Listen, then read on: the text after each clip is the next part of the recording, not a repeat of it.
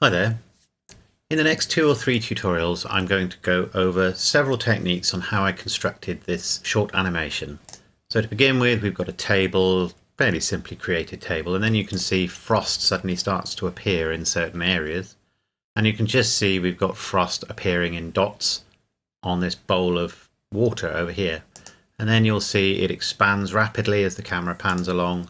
We can see there's some sort of ice crystals growing in there as well. And then very quickly the frost covers the whole thing, but it doesn't do so just instantly. So there's actually a number of different stages to this. There are a couple of different ways that you could achieve this effect. I decided to do it by actually creating 3 separate videos, and you can actually see them in the next part of this sample video where I show the stages that I went through to create it. So to begin with, this is the video showing the bowl of water. Then you can see the video showing everything covered in frost. And finally, you can see a video that shows the geometry with some dynamic paint effects going on that are expanding. And that's obviously where the frost is growing. And then the 3 of them are used to composite together to give the final effect. I think it worked out quite well.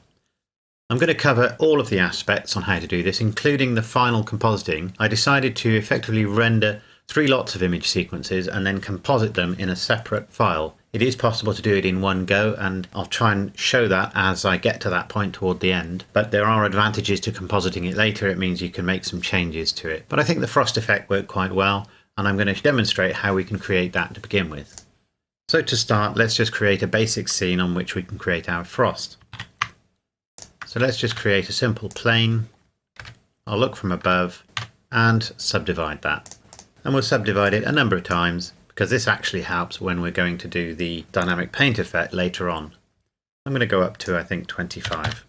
That's 25 subdivisions. And while I'm in edit mode, I'm also going to press U and just say UV project from view bounds. So that's UV unwrapped. I'm going to call up a node editor and we'll add a new material.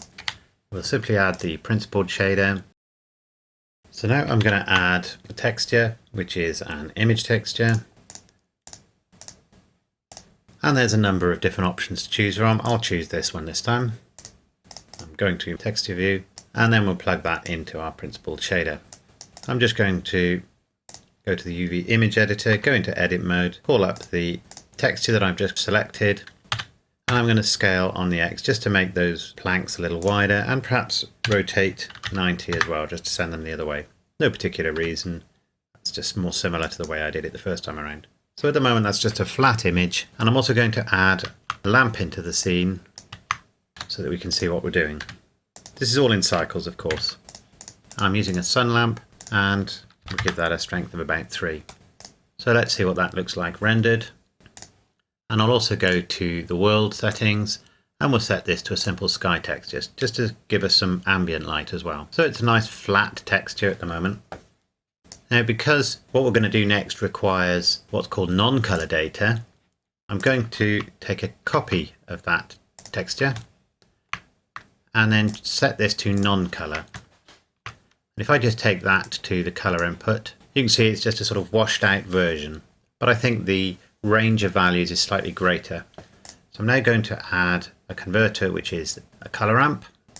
That will now go black and white. And I'm just going to narrow these points in because I'm really looking to pull out the real texture of this texture. So in other words, high and low spots. And it's finding where they are in that brightness data. So getting there. You can see zooming in helps you to be a bit more precise. What we want is the low spots in the wood to be dark and the high spots to be light. So you may need to swap the points over like I have there.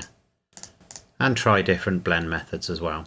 Obviously, a simple color image isn't ideal. You really, for what we're going to do, you really want a height map. But if you haven't got one, this is an easy way to get some way toward it. It actually is quite a tricky one because of that green algae that was growing on the wood. We'll go with this. This should be good enough. So that should give some texture to the surface. We'll leave the surface off for the moment.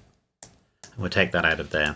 Move this over a little bit. And we're now going to add, from vectors, a bump node.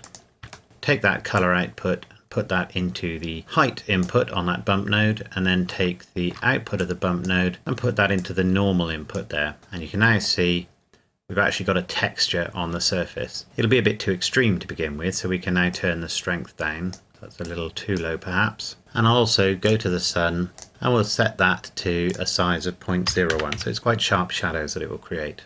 And then we'll just put our color back in and we can play around with the roughness. If we turn the roughness down a little, we'll have slightly shinier wood, and we can take the strength now to perhaps 0.4 or something like that, maybe even less than that. And I very often also put a gamma node into the color just to sort of darken it but also intensify the color a little bit. Okay, so we've got our basic table. So now let's create our bowl. Typically I'm doing this in Blender 279, so we're still talking about layers rather than collections, but typically I'll do some of these things in different layers in order to be able to separate them more easily when I want to work on them. To begin with, we'll just add a simple circle, shrink that down a little bit, and then go into edit mode, E for extrude, take it up and extend it out. Perhaps not quite that high. Control R to put a loop about there and scale that out just to give us the curvature of our bowl. And then Control R again, slide it down to about there and expand that. And maybe we want another one just there, just to add, and there, a little bit more of a gentle curve. We strictly probably didn't need them. Again, not necessarily needed, but we'll close the bottom of the bowl. We'll give this a basic material at the moment, just so that it's not quite so bright. We'll set it to smooth shading. At this point I'm going to turn on ambient occlusion in the viewport because it can often make it a little bit easier to see detail. So with our basic bowl there, I'm going to go up to modifiers and I'm going to add the solidify modifier. I'm going to Control A and apply rotation and scale to the bowl, and then thicken the bowl up, and I'm going to go inward rather than outward, and then Control 2 to add a subdivision surface. So that makes it nice and smooth. So I've now got two edges to the bowl, an inner side and an outer side.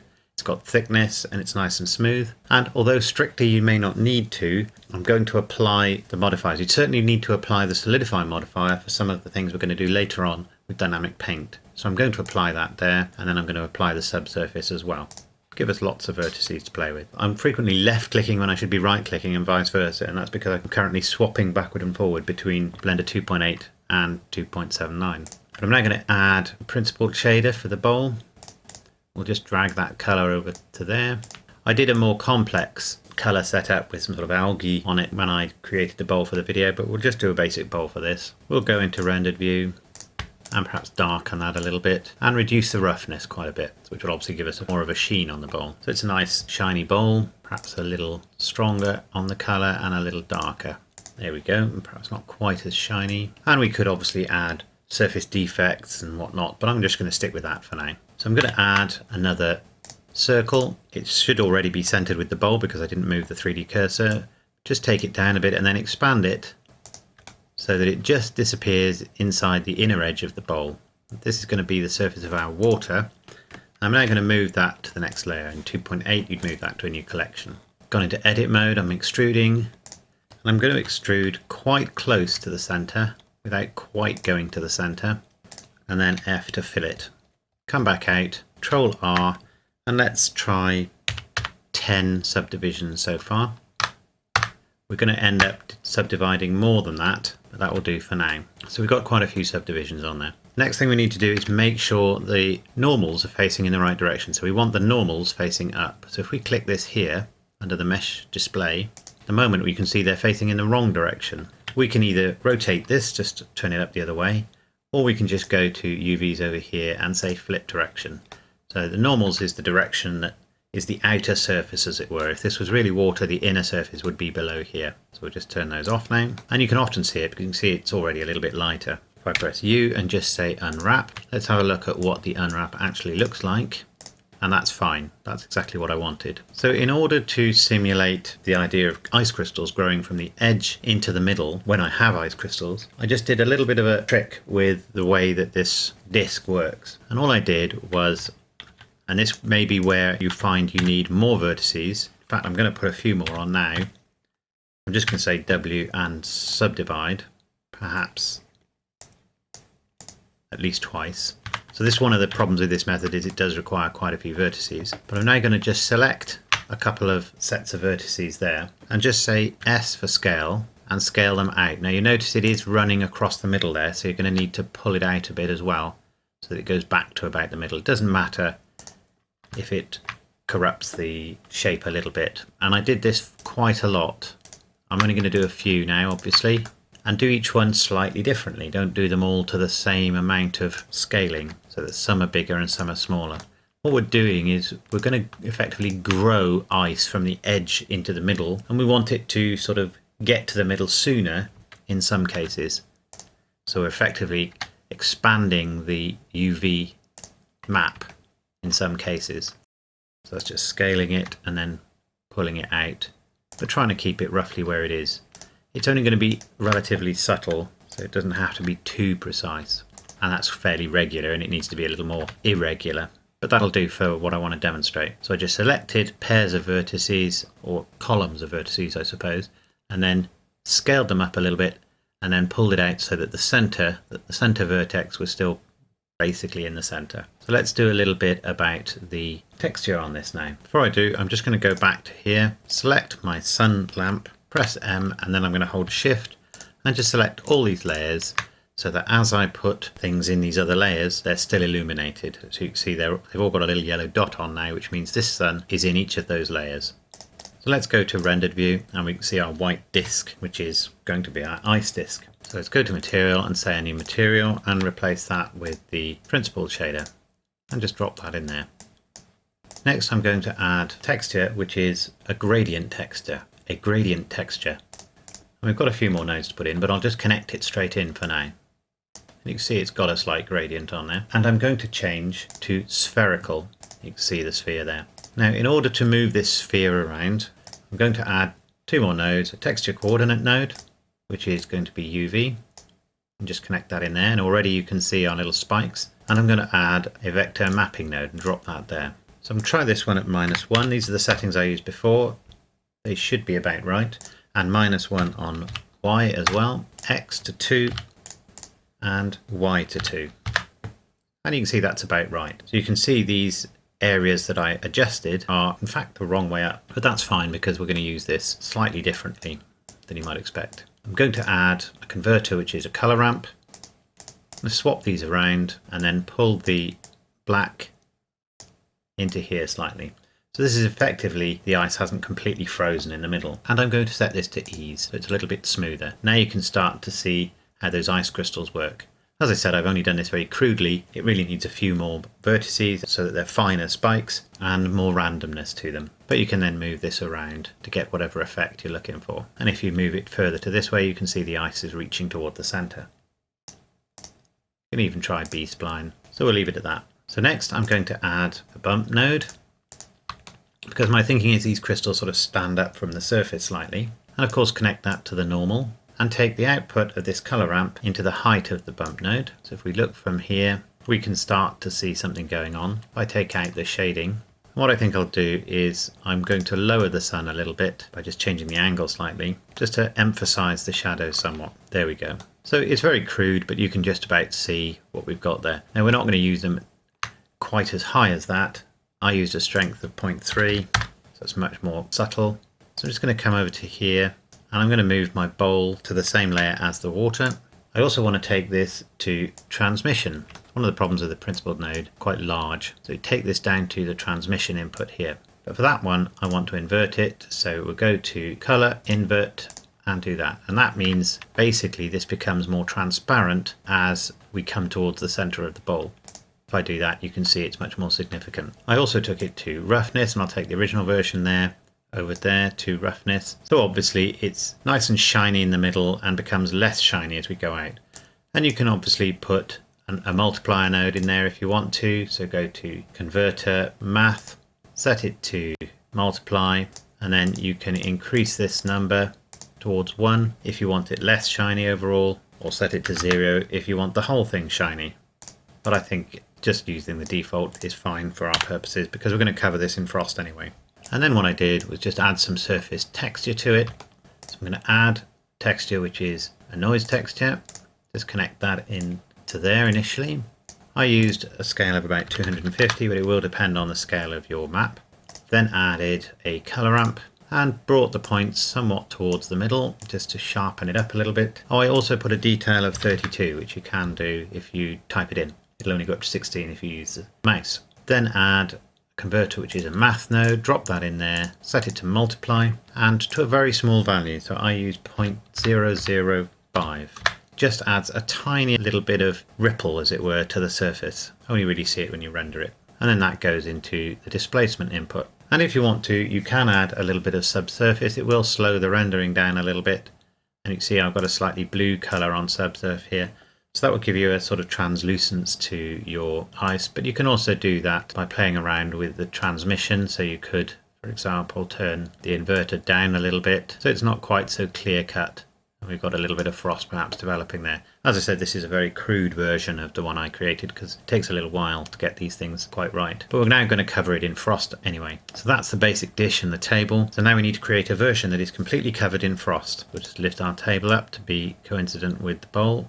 And as you might have guessed, it's going to be a particle system for the frost. We make sure we've got the table selected and we say new on particle systems. It's going to be a hair particle system. They're going to be short, straight particles, so we can turn segments down to minimum, which is 2. Ultimately, it's going to be a lot of particles. Typically, I do click use modifier stack because if you've got a subsurf on there or something like that, you want to make use of the extra geometry. But I'm just going to set this to 5,000 for now. Hair length, I set to 0.0001. It'll actually look like 0 on here. If I click it, you can see it's still there. Then click advanced, and under velocity you'll see we've got 0.00002 on there, which is fine. Object I set to 0.01. So if the object has any geometry that isn't just facing upward, which the dish does, it will give an angle, a velocity as it were, to the particle. Hair dynamics we're not interested in. I gave it a very slight random, so we'll put 0.005 on the particles. And you can just about see them now, they're showing up now. Physics can stay on default. Render, we want to render the original object, but we don't actually want to use the material of the original object, which is the table. So we'll go back to materials, we'll say new, and we'll create a new material, which will be our frost. So for that one, again, we'll add the principled shader.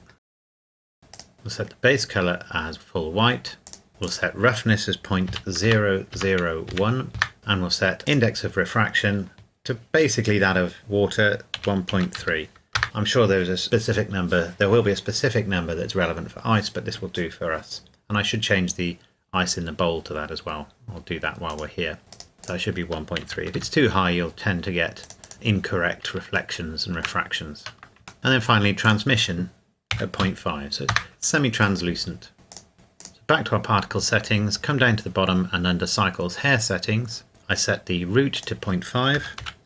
So this is the thickness of the root. Tip stayed at 0 and the scaling stayed at 0.1. So let's have a look at what that looks like, because you can only see little stick versions unless you render it. So at the moment you can see that they look a little odd. One of the things to bear in mind is that depending on the size of your model, some of these numbers will need to be different. So I think this model is slightly bigger than the one I did before, but you can see the material's wrong, and that's because we need to come up to here under render and change that to frost. So at least they're the right color now. And I think we can afford to make these a little bigger for this particular version. So let's go for 0.001 and then come down to the shape, and we'll go for 0.1 on the root. And I'm just scaling up. As I said, the exact number depends on the size of your model and so on. So I'm getting up towards the sort of size I want. Let's come back out so we can see. They're very regular at the moment. They're all in fact the same size. So that's somewhere around what we want. Maybe root 0.15, slightly fatter root. So that's a good start. And then we need to come to children. So we've got currently 5,000 frost particles, but now we want to make children from those frost particles and also to make them into clumps to make them look a little more interesting, a little more natural. So under children, we'll go to interpolated, which means it will use more than one frost particle to work out what generated frost particles, what they should be, what their parameters should be, such as size and angle and so on. It creates a better effect than just simple for most things. As a good starting point, I use long hair, which gives you some that are randomly longer than you might think they should be, just to give a more natural look to them. Uniform, which is in fact works in opposite way. The higher the uniform value is, the less uniform the clumping and the more rough the hair is.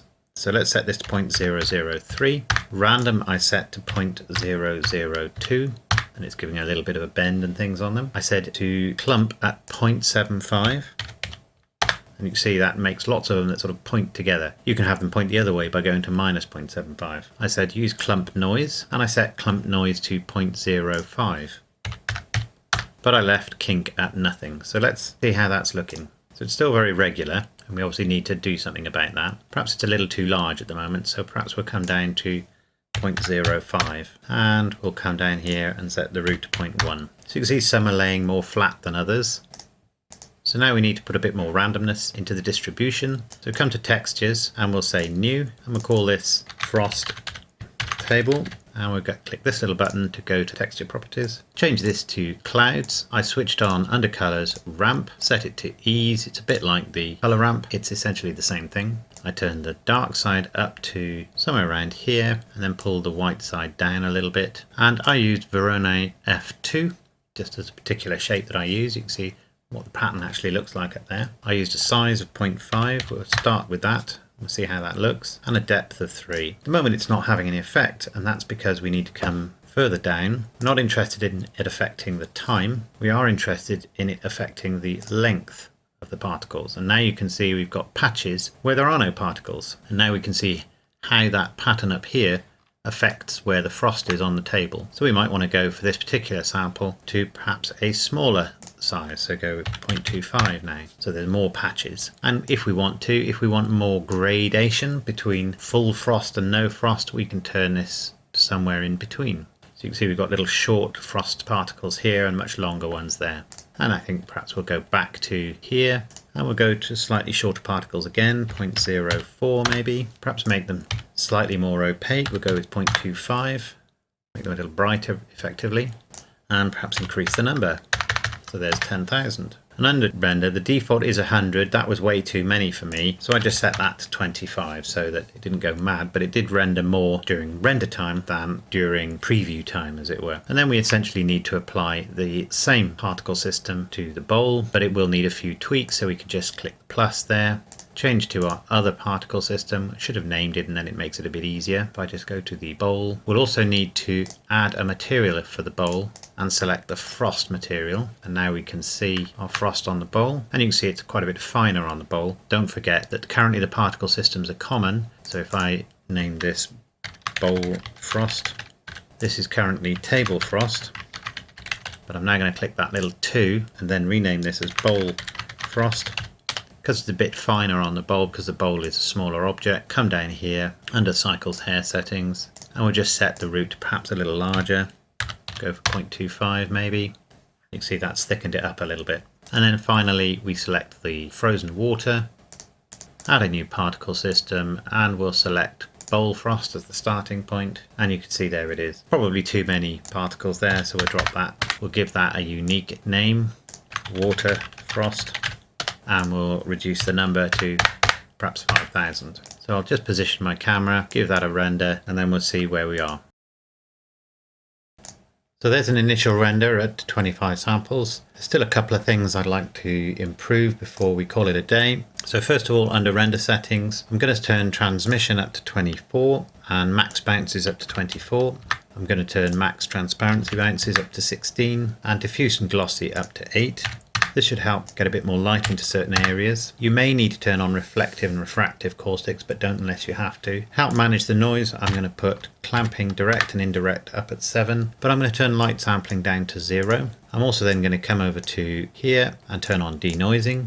I used a radius of 4, makes for a slightly more subtle effect, and a strength of 0.1. We'll do one last render just to see how that looks, but I think it's not looking too bad already.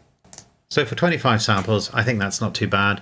I don't have ambient occlusion on at the moment, and that's certainly something that you can include, and it will help to highlight the structure of the frost. I got quite a lot of frost on this table, and I think I had slightly less than that on the original one, but that's basically the starting point for the scene. What we now need to do is to create 2 more versions of it, one for the dynamic paint effect that will help to show the frost growing, and the other one to show the scene with no frost so that we can switch between the two as we enact the dynamic paint effect. And then finally, how we composite all 3 of those image sequences together in order to give us the final result and do a little bit of color grading and so on. So I hope you found that useful. If you did, let me know, and I'll see you in the next tutorial. Thanks a lot. So I hope you found that interesting. If you did, let me know. If you enjoy these tutorials, don't forget to click like and subscribe. I also have a Facebook page and a Twitter account, and I now have a Patreon page as well, and I'll provide links to all of those in the description below. So I'll see you in the next tutorial. Thanks a lot.